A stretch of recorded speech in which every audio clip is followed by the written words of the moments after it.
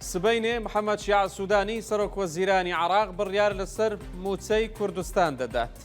راپۆرتی هەردوو وەزارەتی دارای کوردستان و وەزارەتی دارای عراق ئامادەیە سەبارەت بە داهاتی ناوخۆی هەرێمی کوردستان و ڕادەستکردنی نەوت. سبەینێ راپۆرتەکان بە تێر و تەسەلی دەبرێنە نێو کۆبوونەوەی ئەنجومەنی وەزیرانی عراق کە کۆبوونەوەکە لە سێشەممەوە هێنراوەتە سبەینێ 2 ڕۆژ پێشراوە چونکە حکوومەتی عراق و سوودانی سەرقاڵ دەبن بە یادکردنەوەی چلەی ئیمام حوسێن.